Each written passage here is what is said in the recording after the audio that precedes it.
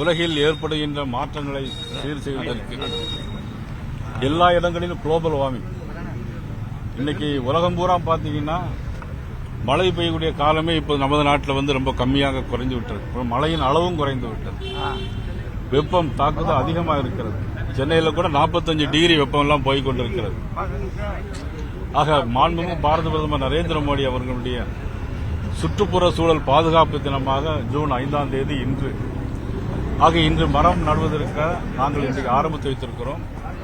தமிழ்நாடு முழுவதும் இருக்கிற பாரதிய ஜனதா கட்சியினுடைய காரியகர்த்தர்கள், பொறுப்பாளர்கள் அனைவரும் எல்லா இடங்களிலும் மரங்களை நட்டு பெருகி வருகின்ற வெப்பத்தை குறைக்க வேண்டும், சுற்றுப்புற சூழலை நாம் பாதுகாக்க வேண்டும் என்பதற்காக இந்த தினம் இன்றைக்கு அறிவிக்கப்பட்டிருக்கிறது. பாரத பிரதமர் கூட ஸ்வச் பாரத் திட்டம், அதாவது தூய்மை இந்தியாவை உருவாக்குவதற்கு பாரத பிரதமர் முழு முயற்சியை மேற்கொண்டிருக்கிறார்.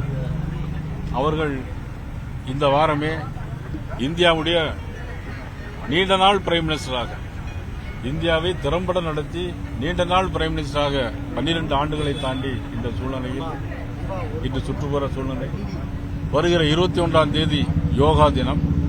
ஆக இதையெல்லாம் கொண்டு வர வேண்டும், நடைமுறைப்படுத்த வேண்டும் என்று தமிழக பாரதிய ஜனதா கட்சியினுடைய தொண்டர்கள் அனைவருக்கும் நான் என்னுடைய வேண்டுகோளாக வைக்கிறேன்.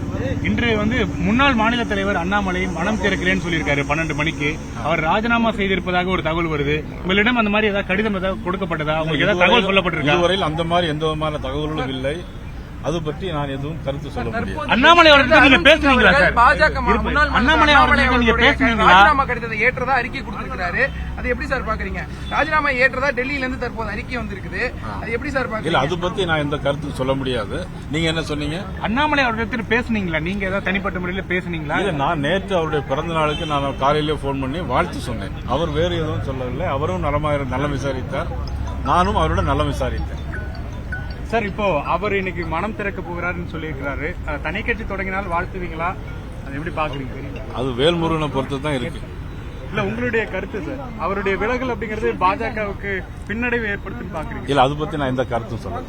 இப்ப மத்தியில இருந்து சொல்லியிருக்காங்க ராஜினாமா ஏற்கப்பட்டிருக்கிறதா சொல்றாங்க. இல்ல, அது எனக்கு தெரியாது. எனக்கு தமிழக பாரதிய ஜனதா கட்சியை பொறுத்த மட்டும் எனக்கு எந்த கடிதமும் மத்தியிலிருந்து வரவில்லை. அவர் பல்வேறு குற்றச்சாட்டுகளை வச்சிருக்கிறதா சொல்றாங்க. குறிப்பாக வெற்றி பெறக்கூடிய அளவிலான தொகுதிகளை பெறவில்லை, வேட்பாளர் தேர்வில் நிறைய குளறுபடி இருந்ததாக அவருக்கு அதிருப்தி இருந்ததாகவும், அதை மத்திய தலைமை இடத்துல திரு அண்ணாமலை சொல்லியிருப்பதாகவும் சொல்லியிருக்காங்களே, அதை பத்தி உங்ககிட்ட ஏதாவது கேட்டிருக்காங்களா மத்திய தலைமை? இதுவரையிலும் எனக்கு மத்திய தலைமை அந்த எந்த விதமான கருத்துக்களும் என்னிடம் கேட்கவும் இல்லை. இல்ல, அதிகாரப்பூர்வமா இப்போ மத்திய தலைமையை அறிக்கையை ஏற்றுக்கொண்டதாக சொல்லியிருக்கிறாங்க. ஏற்றுக்கொண்டதாக வேல்முருகன் சொல்லுகிறார். எனக்கு எந்த விதமான தகவலும் வரவில்லை. அருண் சிங் சொல்லியிருக்காரு. எனக்கு எந்த விதமான தகவலும் வரவில்லை. சரி, தொடர்ச்சியா சட்டம் ஒழுங்கு கடந்த 11ஆம் தேதி 10ஆம் தேதி பதவியேற்றார்கள். அதில் 20 நாள் 21 நாள் 25 நாள்களில் 25 கற்பழிப்பு சம்பவம், பாலியல் வன்கொடுமை, 10 வயது குழந்தையை கஞ்சா போதைப் பொருள் பயன்படுத்தி அந்த குழந்தையை சின்ன பின்னமாக்கிறார், குழந்தையை புதறி இருக்கிறார். இதையெல்லாம் முதலமைச்சர் பார்த்துக் கொண்டிருக்கிறார். 60 வயசு முதியவர் பெண், 80 வயது பெண் மறுபடி தொடர்ந்து, அதாவது கடந்த திமுக ஆட்சிக்கும் இப்பொழுது நடைபெற்றுக் கொண்டிருக்கிற ஆட்சிக்கும் எந்த விதமான வித்தியாசமும் இல்லை. இன்னைக்கு தலைமை செயலகத்தில் பார்த்தால் அமைச்சர்கள் என்ன செய்கிறார்கள் என்று தெரியவில்லை. எலக்ட்ரிசிட்டி போர்டை பொறுத்த மட்டும் ஹார்டிஸ்க களவாண்டு போயிருக்காங்க. அமைச்சர் நடவடிக்கை எடுப்போம்னு சொல்லியிருக்காரு.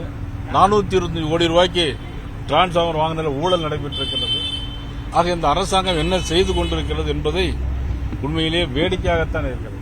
இன்னொன்று சொல்லப்போனால் முதலமைச்சரை பொறுத்த மட்டும் எதிர்க்கட்சி தலைவர்கள் குறைகளை சொல்லலாம், நிறைகளை சொல்லலாம்.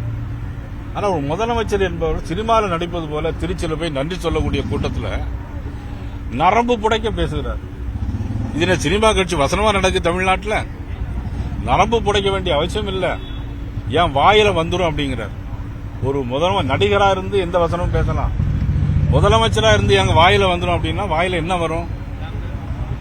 இதெல்லாம் ஒரு முதலமைச்சர் பேசக்கூடிய பேச்சா? மெச்சூரிட்டியா பேசக்கூடிய பேச்சா இது? இதெல்லாம் கண்டிக்க தகுந்தது. மற்ற கட்சியெல்லாம் அல்லு சில்லுன்னு சொல்றாரு. அது எவ்வளவு வருத்தத்தை ஏற்படுத்தும்? என்னை பொறுத்த மட்டும் நான் ஏற்கனவே சொல்லியிருக்கேன்ல, எல்லா கட்சிகளையும் இவர் வந்து ஒரு சாதாரணமா நினைச்சு பேசுறாரு. ஏன்னா இவர் எந்த விதமான போராட்டம் பண்ணல, எந்த விதமான ஆர்ப்பாட்டங்களும் பண்ணல, ஜெயிலுக்கு போகல. ஆனா இன்னைக்கு நேரடியாகவே கோட்டையிலிருந்து வந்தனால அடிப்படை என்னன்னு தெரியாமலேயே முதலமைச்சர் இன்னைக்கு பேசிக் கொண்டிருக்கிறார். உண்மையிலேயே வருத்தமாக இருக்கிறது. வாக்களித்த மக்கள் என்ன நினைப்பார்கள்? இவர்களுக்காக வாக்களித்தோம் நினைப்பார்களா மாட்டார்களா? ஒரு அரசாங்கம் என்பது என்னது? மக்களின் எதிர்கால பிரச்சனை, எதிர்கால சந்ததியுடைய பிரச்சனை. இந்தியா கூட்டணியோட செயல்பாடுகளை எப்படி பார்க்குறீங்க? அந்த கூட்டணியிலிருந்து 8ஆம் தேதி ஒரு கூட்டம் கூட்டுறாங்க, அதில் திமுக பங்கேற்க மாட்டேன்னு சொல்லிட்டாங்க. அவங்க கூட்டணிகளோட நிலைப்பாடு இல்ல, அது அவருடைய கூட்டணி நிலைப்பாடு. ஏற்கனவே இந்தியா கூட்டணி, அது இந்தி கூட்டணி, ஐஎன்டி இந்தியா கூட்டணி இன்னைக்கு பலவிதமாக இன்னைக்கு உடைந்து போயிருக்கிறது.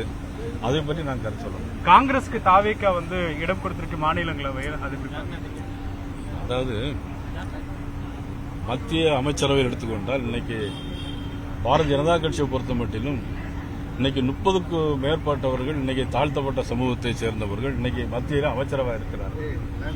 தமிழ்நாட்டிலிருந்து நமது மாண்புமிகு முருகன் அவர்கள் கூட ராஜ்யசபா கொடுத்து இன்னைக்கு மந்திரியாக ஆக்கியிருக்கிறார், தாழ்த்தப்பட்ட சமூகத்தை சேர்ந்தவர். ஆனால் காங்கிரஸ் கட்சி இன்னைக்கு பிரவீன் சக்கரவர்த்தி அவருக்கு இன்னைக்கு ராஜ்யசபா கொடுத்திருக்கிறார். இன்னைக்கு தாழ்த்தப்பட்ட மக்களுக்காக இன்னைக்கு என்ன கொடுத்திருக்காங்க அவங்க?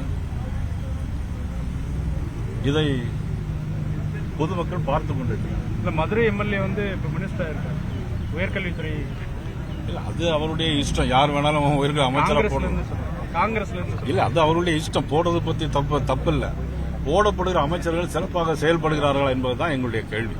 அண்ணாமலை அவருடைய விலகலை தொடர்ந்து நிறைய மாவட்டங்கள்ல வந்து பாஜகவினர் வந்து ராஜினாமா செய்து வர்றாங்க. விலகல் கடிதத்தெல்லாம் சமூக வலைதளத்தில் போட்டுட்டு வரதை பாக்குறோம். என்ன பொறுத்தப்படணும், சமூக வலைதளங்களை போட்டதெல்லாம் நான் நம்புறதா இல்ல. இல்ல காஞ்சிபுரம் சமூக இல்ல போடுறாங்க. ஏன் என்னுடைய லெட்டர் பேட்ல கடிதம் எழுதி போட்டதாக ஃபேக்ஸ் ஒரு கேபி ராமலிங்க செய்தி, அது வந்து எப்படி நம்ப முடியும்? இதெல்லாம் வந்து எந்த கடிதம் வரலையா சார்? இது வரைக்கும் எந்த கடிதம் வரல.